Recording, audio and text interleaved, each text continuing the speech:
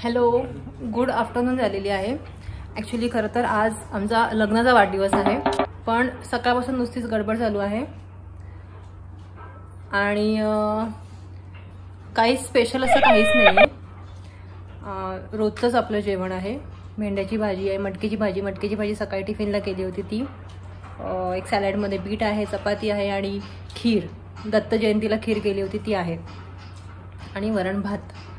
आणि त्यात असं आहे की बाबूची पण परीक्षा चालू आहे, त्याच्यामुळे असं काही प्लॅनिंग नाही आहे. सेलिब्रेशन वगैरे काय आम्ही करत नाही, तसं पण आमचं असं एकदम नॉर्मलच असतं. आणि गिफ्ट तर आम्ही कधीच देणं सोडून दिलं एकमेकांना. त्याच्यामुळे तुम्हाला काही या ब्लॉगमध्ये जरी ॲनिव्हर्सरीचा दिवस असला तरी तुम्हाला या ब्लॉगमध्ये असं ॲनिव्हर्सरी सेलिब्रेशन वगैरे असं काही बघायला मिळणार नाही. आमचा नॉर्मल रुटीन ब्लॉग असेल. सो आम्ही तर असंच करतो बाबा. तुम्ही कसं करता ॲनिव्हर्सरी तुम्ही कमेंट करून मला नक्की सांगू शकता. एकदम घरगुती मेनू आहे. भेंड्याची भाजी आता बनवली, टिफिनसाठी बनवली होती. ही बीटरूट कांदा, हे ठेचा आहे, ही खीर आहे, चपाती आणि आहे वरण भात. तुम्हाला लग्नाच्या वाढदिवसाच्या खूप खूप शुभेच्छा. मी शेक हँड करते तो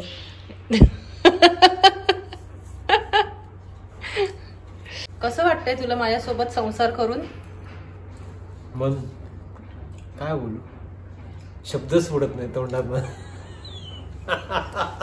तोंडात शब्दच निघत नाहीयेत माझ्या. तुला मी देते आता बोलायला, स्वतःहून बोलायला मी चान्स देते की बोल. तेच सांगतोय ना, शब्द तरी सुचत नाही की काय मी चांगलं समजू का नाही समजू मला ते कळत नाही ना. मला तू संभ्रमात टाकलंस ना. म्हणजे तो 7 जन्माचं जे आहे ते कंटिन्यू करायचं आहे की नाही करायचं आहे, तसं मला ठरवायला. तुझ्या ज्या प्रतिक्रिया आहेत त्याच माझ्या प्रतिक्रिया, काही वेगळं नाही. अच्छा, आलिया बोगासी असावे सादर.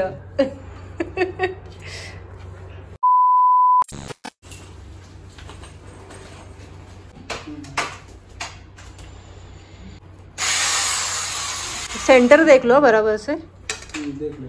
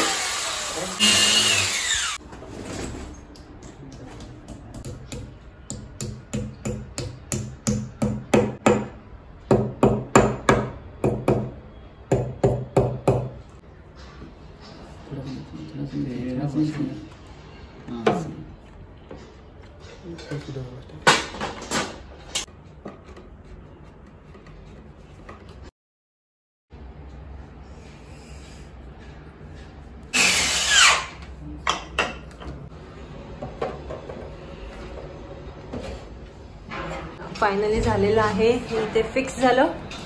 आम्ही ह्याला थोडंसं इथे सपोर्ट घेतला ह्याचा आणि इथे वरती 2 नाही, मग ते एकदमच लटकला. सपोर्ट म्हणजे काय, थोडंसं एक बेस.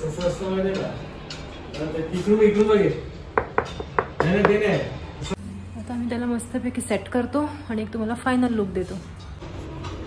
एवढंसं केलं पण पसारा बघायला किती खराब झालं सगळं.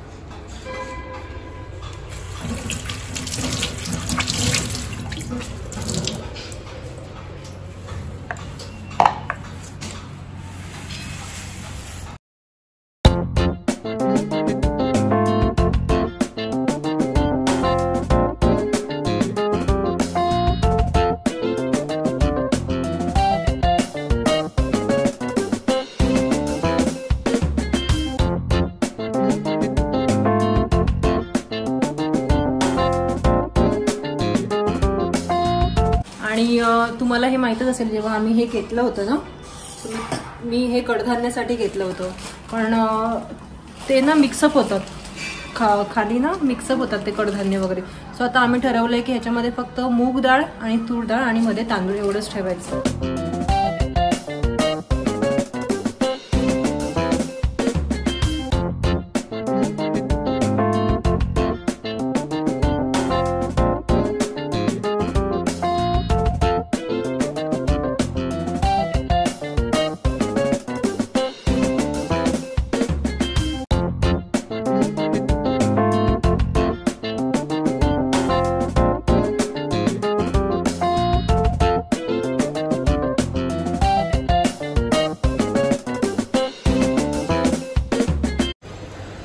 चहा संध्याकाळचा. इथे जास्वंदाचं झाड लावत आहोत.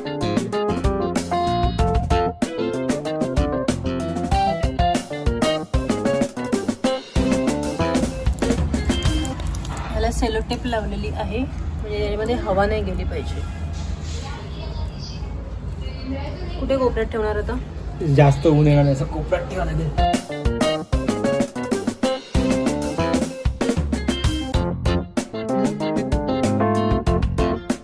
म्हणजे एवढं काम केलंय ना, सकाळपासून नुसतं कामच चालू आहे.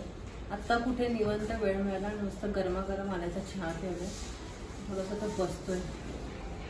खूप साफसफाई झाली आज, पण खूप छान मस्त मस्त झालं. आपण सगळ्यात पहिलं जे आम्ही जे केलेलं आहे हे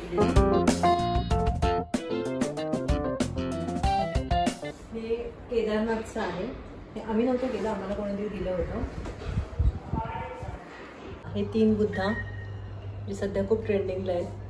हे बाबूला गिफ्ट मिळालेलं होतं बड्डेला. आणि हे काही मेडल्स आहेत.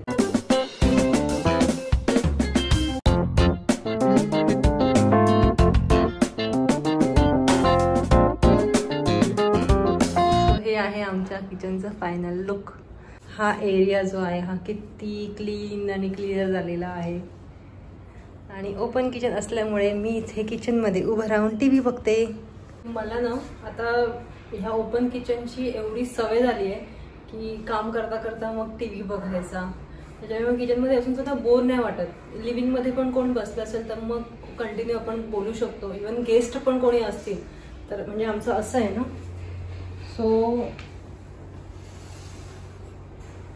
जनरली मग गेस्ट तिथे असतात बसलेले आणि मग आपण इथे उभं राहून त्यांच्याशी इंटरॅक्ट करू शकतो. म्हणजे अजिबातच आयसोलेटेड वाटत नाही. सो मला ही ओपन किचन कन्सेप्ट प्रचंड आवडते. फक्त एकच आहे की ज्यांच्याकडे खूप जास्त सामान आहे ना, मग ते लोक काय करतात, ह्याला कवर्ड करतात आणि इथे पण स्टोरेज बनवतात. पण मला ॲक्च्युली काहीच गरजच वाटत नाही. म्हणजे खूप ॲक्च्युली किचन मला तर वाटते खूप मोठं आहे. कारण तुम्ही पाहू शकता इथे आहे ना, हे फुल एवढं स्टोरेज आहे. ओके, इथे एवढं फुल स्टोरेज मिळालेलं आहे. आमच्याकडे पाईप गॅस असल्यामुळे हा आम्हाला कप्पा पूर्ण ओपन म्हणजे वापरायला मिळतो. सो अशा प्रकारे किचन आता परत चेंज करून मस्त नवीन लुक दिलेला आहे आणि खूप छान वाटतंय. तुम्हाला कसं वाटलं कमेंट करून नक्की सांगा.